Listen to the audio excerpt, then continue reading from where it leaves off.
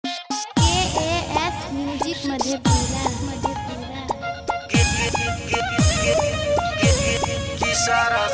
DJ Govind Bihar DJ Govind Bihar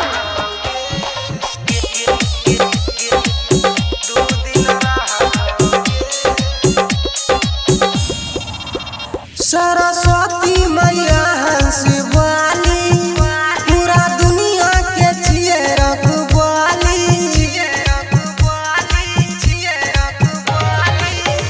Saraswati मैया हंस वाली पूरा दुनिया के छिए रखवाली। गे बहना कि सरस्वती मैया से सब मिलली है ये सखिया दू दिन रहतोगे।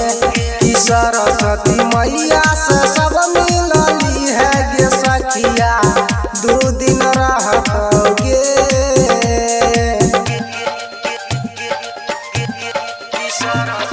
DJ गोविंद बिहार DJ गोविंद बिहार मन के है तो जे बात तू बोली जइहे सरस्वती मैया लोग जरूर है।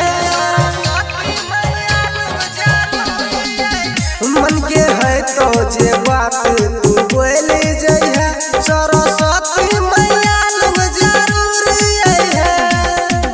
तू खाली न घूर के जइबी जे चाह तू सब कुछ पैबी। गे बहना कि सरस्वती मैया से सब मिलली है गे सखिया दू दिन रहतोगे।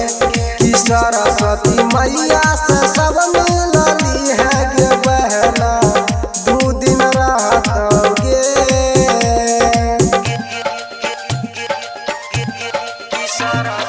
DJ गोविंद बिहार DJ गोविंद बिहार देखी मिले छै मौका ई बस एक बार दर्शन करी रे तेरा गजतो पार।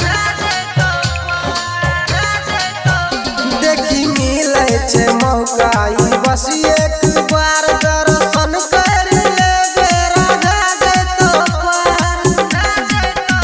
सुनबै छौ शिवा सिंहानी एगो बढ़िया बढ़िया कहानी। गे बहना कि सरस्वती मैया से सब मिलली है गे सखिया दू दिन रहतोगे।